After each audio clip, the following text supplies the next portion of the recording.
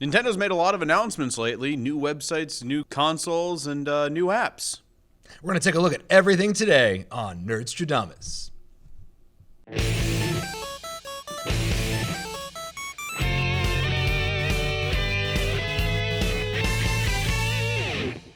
So on today's episode of Nerdstrodamus, we're going to cover all the recent announcements Nintendo has made for current websites, current apps, and upcoming consoles. Yeah, and everything's kind of dripped out little bits at a time.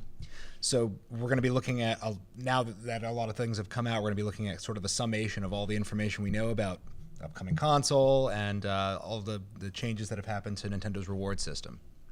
So let's start talking about the reward system itself, because the Nintendo Club went out about a year ago now, and they've recently replaced it with the MyNintendo website, which more than a reward website, it's kind of like an all-encompassing website trying to tie everything together. I mean, you could tie your Facebook account, your Twitter account, your Google Plus account. And we're not sure exactly why yet.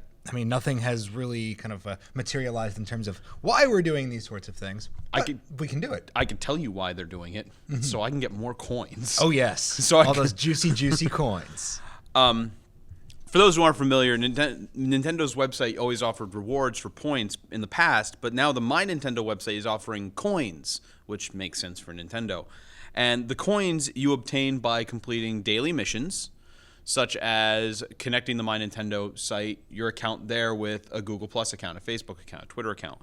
And you can spend those coins on rewards. There's not a lot up there right now. I know one of the big ones is a Zelda Twilight Princess Picross game. Exactly. This is just like the beginning, I think, of a lot of content being put out this way. Tiny things. With Nintendo kind of shifting their focus to more mobile experiences, I think this is their attempt to kind of create something real for you to get from just kind of interacting with people on their platform. Yeah. Not a lot to do with the website right now, which is a lot of people's complaints. It's like the rewards are minuscule and things like that. Yeah, my favorite one is that, let me see, a Viking hat. For your Miitomo. Yes, for your Miitomo. Right. A bee suit. For your Miitomo. For your Miitomo. Things like that. Otherwise, extra game tickets to play more pachinko games. You can get coupons off of like digital purchases. Absolutely. Such as, I know there's like coupons off Wind Waker, Yoshi's Woolly World, things like that. And you can use coins to buy full retail games. Trying to think which games were on there, but I know you can buy things like that. And some DLC. I know the Pikmin 3 DLC you could buy with some coins. But there's two types of coins. There's the platinum coins and the gold coins. Platinum coins you get by beating the daily missions, whatever they may be, or getting coins off Miitomo. And then you've got the gold coins, which you get by getting digital, by making purchases. Now, here's something interesting I found out, though. If something goes on sale on the eShop. I saw this. Indeed. Yeah, it's very exciting. Yeah, if you buy something on the eShop and it's on sale, let's say a game goes down like 50% off. You go to buy Super Mario 3D World. And it was 30 before. Now it's 15. You still get coins for a $30 purchase, even though you spent 15. They'll give you coins based on the full price. Very exciting. Which is exciting. And this is the perfect way to kind of reward people. One of the things people loved about Nintendo Club. Nintendo Club rewards. Or Club Nintendo. Club Nintendo rewards. Before this was that every game you bought gave you an opportunity to get rewards, and just by being a fan, that was the number one thing, just to reward people for loyalty. The only problem with the MyNintendo website right now is originally the Club Nintendo website rewarded you for digital purchases. Yeah, purchases and digital porpoises. Dolphin reference. It rewarded you for digital purchases and physical purchases, but the MyNintendo website is not doing that. It's only digital purchases right now. For now. And they did say, of course, there's mentionings of them eventually kind of rolling this out to physical purchases as well. Okay. Whether we'll see a code in the game, kind of like Club Nintendo or not, remains to be seen yet. But they'll find some way. I mean, the site just did launch the tail end of March, I think. So it hasn't even been a month.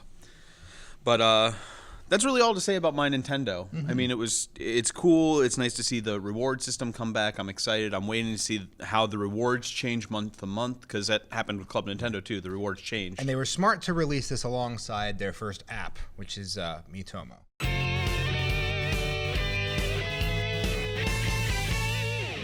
So let's move on to talking about Miitomo, Nintendo's first official app. I really enjoy it. I think it's cool. Granted, it's just a social networking app. It's not a game. Yeah, as it stands now, I mean, a lot of people feel like that there's a game-ish sort of aspect to it. There's a little drop or a Miitomo drop, Right. and the kind of pachinko game. And there's the idea of just collecting things, which a lot of people look at as a game. Right. So the idea that I can go on there every day and gain things towards me collecting every piece that I can from my Miitomo. Super, So let's explain it for people who they might be watching this and they're not sure exactly what Miitomo is. Miitomo is Nintendo's first app. It's free on Android and iOS, not Windows Phone, apparently. But for Miitomo, what you do is you build a Mii. It can be you or it can be somebody else. And you don't just design what they look like. You also pick their personality, their voice, their greetings, their and whatnot. creepy voice. I can't find a normal voice for I mine. like my voice. Yeah, most of them sound creepy. Yeah, they do sound creepy. Real creepy. Yeah. But, and then what you do is you kind of live in your house and you find friends, whether it's through, you can actually find friends through Facebook that are playing it, Twitter that are playing it, Google Plus they're playing it, or you can do a thing called face-to-face, where if you find someone who's playing it and you're like, hey, you want to be friends, you do face-to-face, you both select the same symbol, and then bam, you're friends. And this is the ultimate combination, I think, of the online connectivity with something like a Street Pass kind of situation, where Nintendo, of course, obviously being a Japanese company, people are obviously walking by each other all the time in a place like Tokyo, Japan, and Oh, yeah. Well, we're in Tokyo, aren't we? yeah. Right here. Sorry for awkward pause. But in a place like Tokyo, Japan, it's a lot more conducive to street passing a ton of people, and I think this is maybe an attempt to merge the two worlds, because here in the West we're way more online. That was something I noticed while I was in Japan, was how many ridiculous amounts of street passes I got. Yeah. But anyway, with the Miitomo, once you've made your Mii, then the big thing is answering questions. Yeah. The whole thing is to get to know your friends and them to get to know you. So every now and then your Mii will ask you questions like, hey, what's your favorite kind of bread? Or what's your latest purchase you made? Or what's your dream for the future? And you can answer it, or you can skip it. Yeah, or even just reading other people's responses gets you coins. Right. And this is the kind of thing where it's more about just interacting with other people's kind of online presence. Right. And it works a lot better, I would say, than something like Facebook, where it's very passive. You don't have to look at things. You don't have to get involved in other people's likes and dislikes if you don't want to. But this kind of forces you to look at their stuff and rewards you for it. Right. And you get rewarded for making comments or for hearting answers to question, which is basically the like. Yes. You'll get Miitomo coins, which you can spend on new clothes to make your outfits and everything, or to play the Miitomo drop, or things like that. But also every day you can complete daily missions, such as looking at 5 questions, answering 5 questions, hearting 5 responses from your friends, all that. And those Miitomo coins, not the gold ones you get for like answering stuff, but the other ones that for the missions, are actually the platinum coins you can spend then on the MyNintendo website. So Miitomo is a great way to build up those platinum coins for dumb little things. Yeah. You can buy Miitomo clothes, or, as I was saying, you can actually get a game. You can get that Zelda Twilight Princess Picross game, and I'm hoping they release more like that. Yeah, absolutely, and I kind of see that being a future thing. So, because right now most of the stuff is just cosmetic items for your Miitomo character. Right. I bought a Super Famicom hoodie for mine just because I was like, that looks cool. I've got a crap load of coins. I bought a pirate outfit. It's adorable. Absolutely adorable. Also during Miitomo, your friends can visit you, and like your Miis will chat and everything, and you can pick that Mii, and that Mii will tell you things. It's like watching a horror movie. I don't think it's that bad. The way they speak, I just can't get over this. Oh, no, yeah, but then they. Oh. It's that digitized. Hello.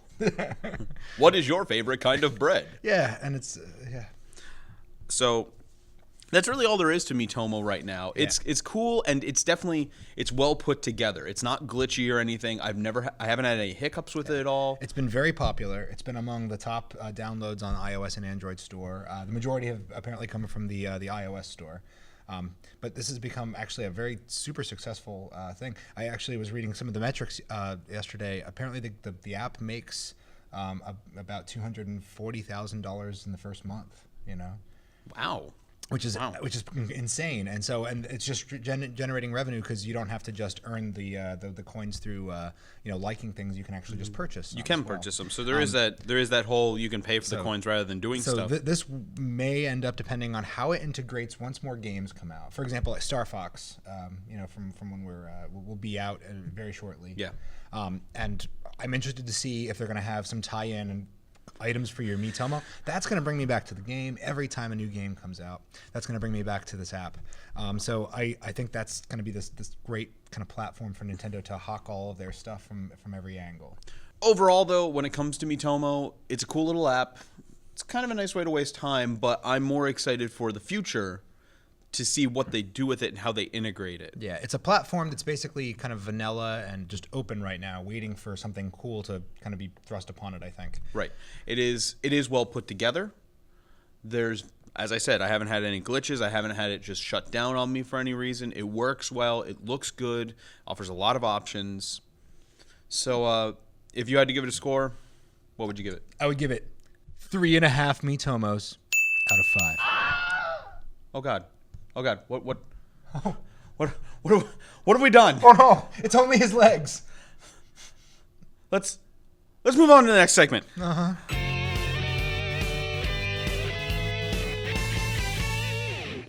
Them half scores. Well, if we hadn't given them Miitomos, it would have been okay. What else could we give them? Heads? No. Okay, so moving on. Aside from Nintendo doing the MyNintendo and the Miitomo, the other thing we have to talk about is the NX.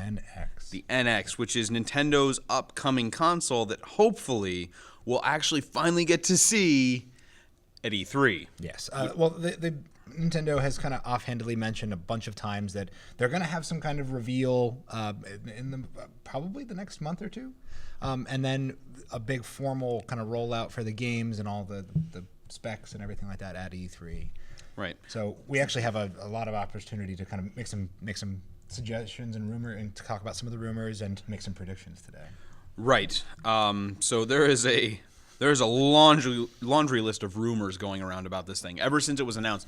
One of the big things came about because apparently somebody leaked information, a whole bunch of patents, a whole bunch of designs, things like that. One of the biggest ones was the controller. Because if anybody's been paying attention to Reddit or IGN or any of the other big news sites, or have been burned by the horrible, horrible things that happen when you listen to Reddit too much. One of the things that's been going around is some pictures for a controller, and we'll show it up here in a second. So there was this leak of this controller design, and there was a patent that it was like an ellipses screen, and the whole controller was a screen with two thumbsticks just built onto it. The whole thing was a touchscreen, and then there were wheels at the top that were also buttons. Now again, it originated just from a patent. Right. A trademark. So Nintendo could have been patenting any chunk of that piece of hardware for any kind of future purpose. It didn't have to be NX necessarily. Right. And I think in all honesty, what they're doing is, because there's a giant list of patents here with all kinds of different stuff in it. Yeah. I think what Nintendo's doing is they're trying to protect themselves. Yeah. Because when they did the Wii and they released this, the motion control with that, there was the lawsuit that came from that I think finally just resolved. Well, unfortunately, Nintendo kind of faces off against lawsuits very, very often. Yeah. We've seen it happen with the 3DS, with some of the 3D technology, with some of the motion technology, and definitely with the controller for the Wii. And so actually, they have a very successful legal department. They win almost all of their battles. They do, but yeah, absolutely. And this is probably them just kind of making sure, hey, this technology is ours, and we're just patenting it, making sure nobody else would steal it. Right. More on this though. That controller.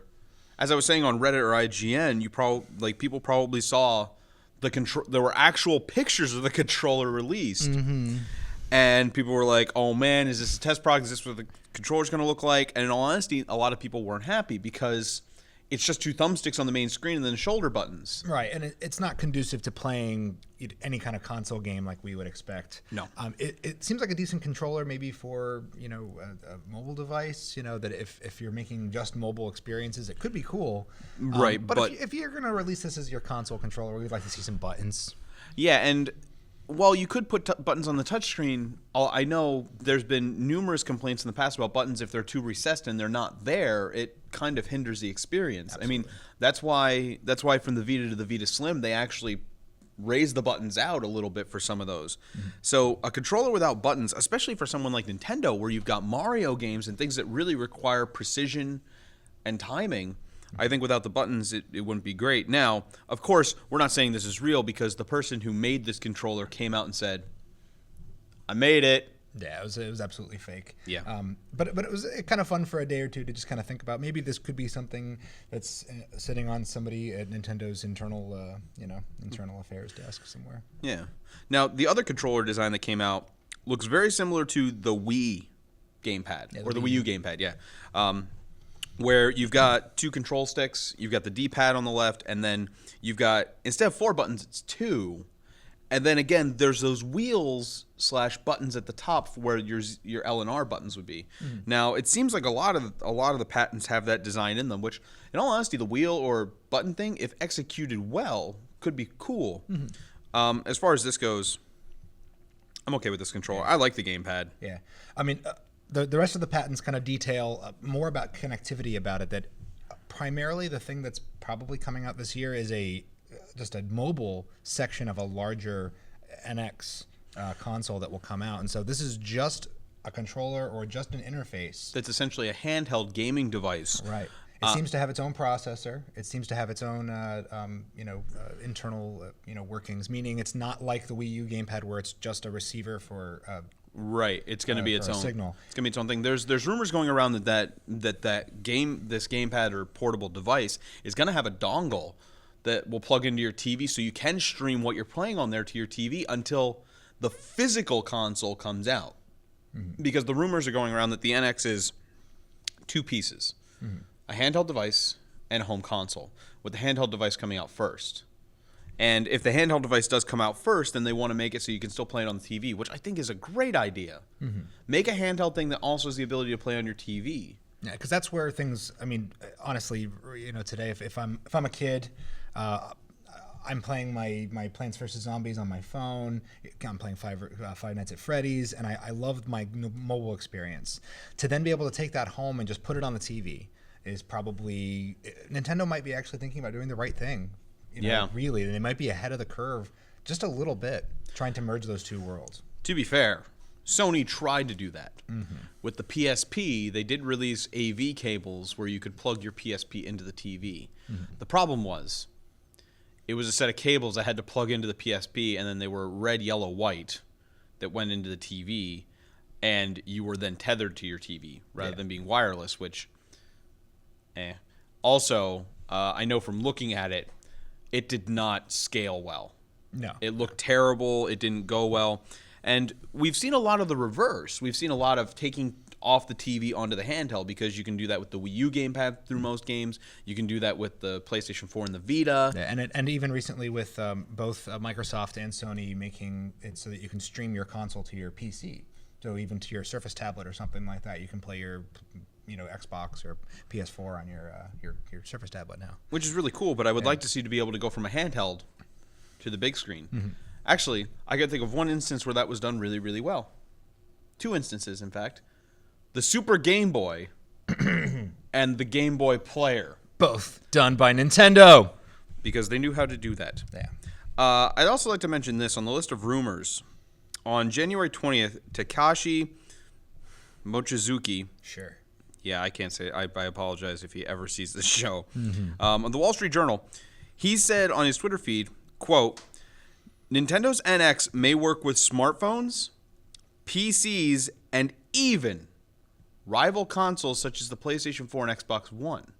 Now, this is kind of makes me excited. This is the number one thing that I think, is the game changer. The Bluetooth connectivity, apparently. One of the rumors was kind of put out by one of the developers, actually, that this thing can connect to anything, like literally anything. So we're using some Bluetooth technology, meaning you can, there's a possibility of getting like your texts and phone calls on it. There's the idea of just it being connected to absolutely every device. And so if I could use it as a PlayStation controller when I go over to a friend's house, awesome. That's awesome. If I can use it to while I'm playing a game on my phone, awesome. There's all kinds of very interesting prospects that come along with this connectivity to everything, which may be their killer app. It may be their game changer. And I think that's something Nintendo really needs to focus on. They always try to do some kind of gimmick, and most of the time it works out. I mean, being a Wii U owner, I like everything the Wii U did. I really do. But I think this idea of universal connectivity with everything, I think that's a step in the right direction, something that Sony and Microsoft, while they've tried, they haven't hit it yet because they're still separate companies. But if Nintendo can nail this where it is able to be used on just about anything, then that's awesome. Yeah, we're getting to a point where the platform doesn't matter anymore. Microsoft basically just opened their doors recently and said as far as online gaming, let's cross-platform with Sony. And they basically made it possible to happen on every front. And so this could be another way that all the companies are going to work together almost instead of working against each other. Right, and I would really like to see that. Yeah. Because, I mean, let's face it. We live in a pluralistic society in terms of our games, It also gets really expensive buying multiple consoles to play multiple games. Yeah. Something that I really like to see, 4K/60 FPS streaming. I would love to see some 4K streaming because really none of the consoles out there right now do that, even though Netflix does support. It supports 4K and things like that. I would like to see that. I know Sony's releasing the PlayStation 4.5 or whatever they're going to call it soon to do 4K, but I would really like to see Nintendo get themselves out the door with a new console and say, here's 4K. Because as far as like the PlayStation 4.5, I'm probably not going to buy it just for 4K. And hopefully Nintendo's kind of learned from their mistakes in the past because the Wii, was a generation behind for an entire generation. Pretty much graphically. And in terms of just the way it could connect to the television. It couldn't, it didn't have HDMI. Yeah. It only had composite and component. Yeah, and topping out at 480p. So this is a good. Still had some good games. And it was the best selling. Of course, but in terms of the way they're putting in terms of hardware, right? Out there. The ironic thing was though, wasn't the Wii the best selling console of that generation? Of course. Yeah. Of course, there's backwards compatibility, and this is something I'd like to mention. There's been talk that the NX will be backwards compatible, not with maybe with discs and cartridges, but with your downloaded stuff from the Wii U and the 3DS. And it remains to be seen how they're going to do that. Of course, having everything connected through MyNintendo and maybe the Miitomo app. And that's something I wanted to bring up is a lot of people are complaining about the fact that MyNintendo doesn't seem so robust right now and Miitomo doesn't seem so robust. I think Nintendo got themselves out the door like right now with MyNintendo and Miitomo in a way to almost future-proof themselves to say, hey, we're ready for the NX launch. Because in the past they've released consoles and like the Wii did not have an online service right away. And the Wii U was kind of like, as far as its services and its connectivity weren't all readily established. Yeah, everything rolled out, in the coming months afterwards. It did, but I think what they're doing with all this is they're setting it up so that it's there. It's already set up. Buy an NX, bam, you're set up. MyNintendo, Miitomo, the NX. They've talked about also a possible free online service and then a subscription one to get you more features, which I think is cool. And we've seen it in the PS4 and the Xbox One. And the Xbox One, yeah. And also a subscription-based game service that offers access to a library of over 150 titles. This is a quote from IGN, by the way. It would depend on how it worked for me because PlayStation has their PS Now as it is, and I'm not a fan of the way it seems to work. Not all the games are included in their subscription. So, like for example, if there's certain games that you can just pay to have for about 30 days. Yeah. But not all of them are in their subscription service. So right. We could see how it works out. If it's a rotating list of games and the games are good, then sure. But I think the key to this is also making it affordable. because I don't think PlayStation's service is super affordable. I forget how much it is actually. Yeah, my other problem $15.99 or $14.99. Here's my other problem is they offer like you can just download a game on PlayStation Network, or you can stream a game for say 2 hours, 12 hours, things like that. If I have a PlayStation 3, all of those games that they have up there for that much money, most of them I can go to GameStop and get for $5 used and then have it. And then trade it back. And then trade it back and get some money back. We talked about most of the NX rumors. We talked about MyNintendo. We talked about Miitomo. I think it's time to make some predictions. I think it's time to make some predictions.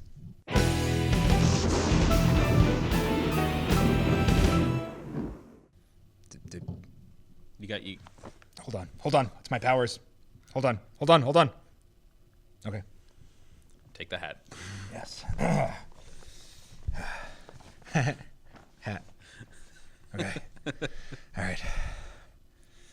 It's time to make some predictions. I predict that the NX will release this year, holiday 2016. I predict that we will have Wii U ports as launch titles, including Zelda U unreleased. And finally, I believe that the NX will not just be a console, but also a possible peripheral for your phone or PC, meaning you can actually control phone and PC games with it. That wasn't so hard. No, it's really not. The hat helps. Yeah. The hat helps. Yeah. We hope you enjoyed this episode of Nerdstrodamus. Tune in next time where we'll talk about something else really nerdy. Hey everyone, thanks for watching. If you liked what you saw, click subscribe. Also check below for the links to our Facebook page, Twitter, and blog. Check back often, we'll be posting new videos weekly.